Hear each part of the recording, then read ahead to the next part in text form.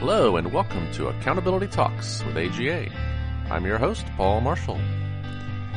Well, today we're talking with some young professionals, AGA YPs, and we're hearkening back to the PDT, which was in July, and we had a little video podcast here. So our two guests, Leigh Stacklin and Doug MacArthur. So just want to get their perspective, what they thought of the PDT, and some of their career aspirations. And with that, let's get to the show. Hello and welcome to the podcast. Okay, so today we're doing another exciting YP Young Professional podcast, a video cast. We've done this with the YP, so you guys are special. And we wanted to talk today about the PDT that we just had in Anaheim. So why don't we just start off by introducing everybody? So maybe Leigh, do you want to start? Just introduce yourself. Yeah, I'm Leigh Stacklin. I currently work with the Virginia Auditor of Public Accounts as an auditor, and we audit all the public state agencies. And I have a degree in accounting. Awesome. Welcome. And how about Doug? I'm Douglas MacArthur. I currently work at the New Jersey State Auditor's Office. My major I actually had a triple major in accounting, economics, and business administration. And basically at the State Auditor's Office, we do a lot of performance and forensic audits for state agencies and school districts. Awesome. Well, welcome. Yeah, I've heard of double majors, not too many triples. So congrats on that. Thanks. All right, and then you're welcome. And then just in the background, we have Meredith and Kyrish. They're with our AGA National Office, so they're just kind of here to cheer on the group here. But let's jump into it. So you both went to the PDT this year. Why don't we just start with that, and then we'll just kind of go Leigh first, and then Doug on all these. But so Leigh, tell us, why were you interested in attending the PDT this year? Why did you kind of sign up for that scholarship? Well, I started my professional career only about 2 years ago. So I started my current job March 25th, 2020. So I didn't know anybody at my office or anyone. So I was just really interested in the networking opportunities and getting in-person CTEs. And I just, as big as it is, thought it was a great opportunity. Yeah, it's awesome. And then, how did you hear about AGA in the first place? Had you already been a member for a little bit? No, not yet, but even when I was in school, I knew I wanted to work in government, whether federal or state level. And when I was researching certificates I could get that was not the CPA, CGSM seemed like the most applicable one to my career goals. Yeah, that's awesome. That's good to get to the PDT early. And we'll get into some of the things that you guys did there. But how about Doug? How about yourself? Why were you looking to go to the PDT this year? So my office has a lot of active members in the Trenton chapter for AGA, and I'm friends with a lot of those people, and they've kind of convinced me that I should be a little more active and get myself more involved.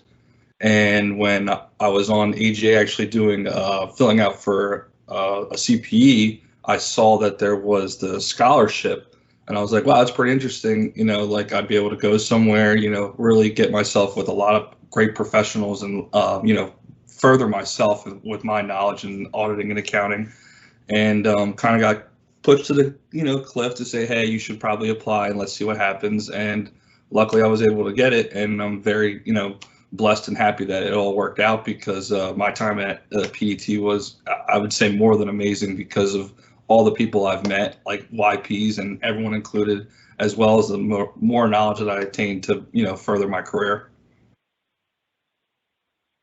Oh, that's awesome. Well, let's stick with that then. Let's stick with you, Doug. And you tell us, what did you like the most about the PDT? You mentioned a little bit, but, give us more insight into that. And, was it the sessions? Was it the activities? Was it the networking? What did you like the most? So obviously it's very easy just to say the networking, because it's a lot of fun. You're in a good atmosphere. Everyone's very happy to, probably be away because COVID's kept everyone inside. So being able to meet new people and have that social aspect was very fun. But I really did like how there was so many sessions. I thought at first, usually you do a training and it's usually like a 2-3 hours. but I like how it's very quick and you can get a lot of different topics or aspects in one day. So, I mean, I really do. I'm a very social person. I feel like that's why I'm an auditor too, because I love talking to people, like meeting new people. But I really gained a lot of valuable experience and knowledge from the sessions. So I'll say it's 50-50 for me. All right. How about Leanne? How about yourself? What did you like the most? I agree with Doug. The networking was invaluable for me. I thought it was really funny because our office shares space with the Office of the State Inspector General, and I actually met someone who worked on the same floor as me in Anaheim that I'd never met before back home in Virginia. So that was really cool, and it was just being able to make those connections, and the sessions were amazing. Like, I didn't attend a single session that I didn't take something away from. So it's hard to describe the experience without being there. So, I mean, I would just say you should go. Yeah, and it definitely felt like a conference again this year. You got, a lot of attendees. It was a nice, good turnout and a lot of great sessions. And I agree with you guys. It was definitely a fun event. So, now that you've been there, now that you've kind of been with AGA a little bit, I guess I'd love to hear your opinion on some things that, what do you think is beneficial about AGA, at least for you all, whether it's, personal, career, whatever it may be. Maybe back to you, Leanne, just, any thoughts on that? The CGFM was what drew me to AGA. I did a lot of research on certificates, and I felt like that was just like the most applicable to my day-to-day life as a state auditor. Because government's not really like, I never took a government class in college. It wasn't offered, and it's not really covered on the CPA. So it's just like, where do I get that knowledge of governmental accounting? Because it is so different. And I also grew up in a military family, so anything that you can do to support the government is something that I generally enjoy doing. That's great. So did you already get your CGFM? One exam. So I'm getting ready to sign up for two shortly. Oh, okay. Awesome. So yeah, Doug, how about you? I mean, what have you found the most beneficial about AGA so far? So my first draw to AGA was really for the CPEs, because for our office, I don't know if it's universal, but we need 80 every 2 years. So having the ability to have a bunch of CPEs through this avenue is pretty nice to have, instead of you're sitting there doing all the different tests and passing it to make sure you get your CPEs.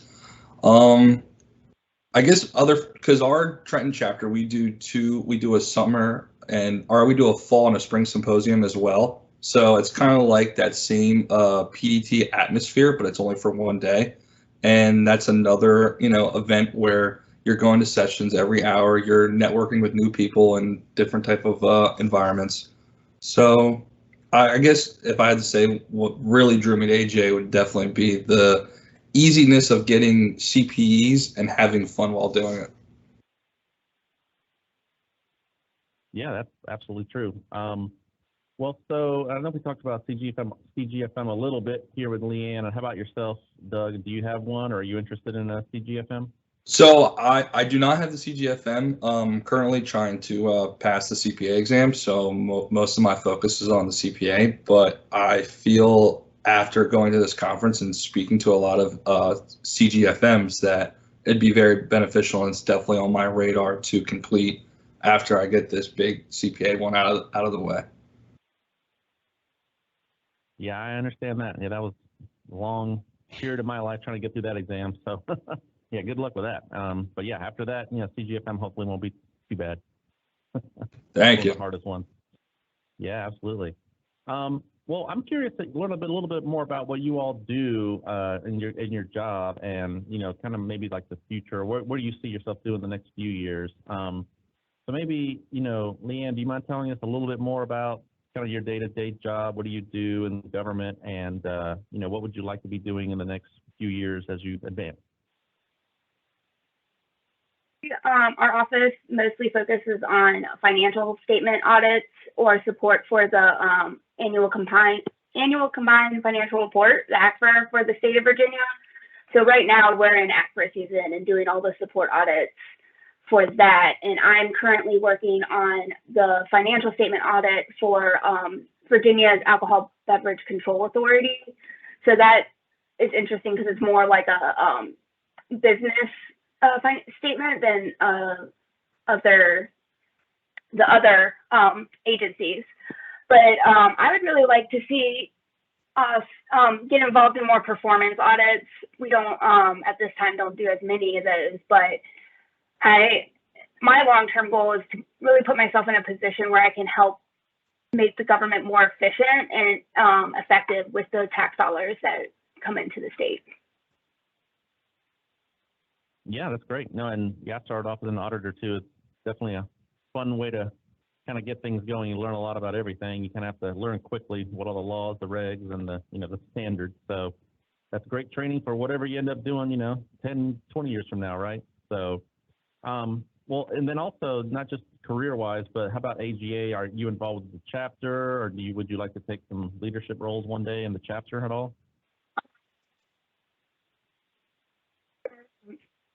I didn't join until like right before PDT, but I hope to get more involved with the Richmond chapter. I've heard amazing things about it. I met a lot of them at the PDT, so I'm keeping an eye out for upcoming meetings to get more involved with them too as well. Okay, yeah, I definitely recommend that because it's just a great way to, it's a nonprofit. This is, we're all volunteers, so it's a great way to take a leadership role without much, it's kind of like a low risk thing to do, right? You can just lead the event committee or something and have fun, right? But you're sort of taking on these leadership roles and you're meeting everybody, right? So you're meeting people all in your profession. So yeah, I definitely recommend it. And then Doug, how about you? Tell us more about your career. Actually, I'd love to start. Maybe you could tell us more about this triple major. What made you decide to do that? And then, have you used that in your career so far? So it's funny. I went to school in Maryland, a school called McDaniel College, and I went down there to play football. We play like Johns Hopkins, Muhlenberg, Centennial Conference, and I really wanted to be a gym teacher and a football coach. Well, my first day in bio, I realized that I don't think biology and exercise science is for me. So I realized, had to batten down, figure out what I was going to do. And one of my mentors, because we get a first-year mentor at my school, McDaniel. It was an accounting teacher and someone I had a lot of respect for. I had a lot of love for. She took care of me. She helped me through, other things just other than academically. And she kind of guided me through the process. And through then, it's like kind of like a dual accounting economics. And then if you do another capstone, you're able to get a business administration major as well. So, I graduated with 152 credits. So I was able to just sit for the CPA right when I graduated. Although, life happens and you're not able to do it once you graduate. But that's how I got into the whole, accounting atmosphere. And my Pop Warner football coach when I was growing up, he was actually the state auditor. So I was talking to him, trying to figure out what I want to do with my career, where I was going to go. And he kind of convinced me to do an internship at the state auditor's office when I was in college. So I started out an intern from 8 to 4, and then after 4 o'clock, I would be a pizza delivery driver. So I grinded the whole summer, figured out what I wanted to do. And then once I graduated, I realized that this was a very good group and a good organization to join. And now I'm in year 5. I've done a bunch of performance audits from the New Jersey Racing Commission for horse racing to now doing a forensic and performance audit for a school district. So I really like how in my office, and in 2 years I could be trying to figure out how to better the horse industry, and then in the next 2 years I can figure out how to fix a school district's budget.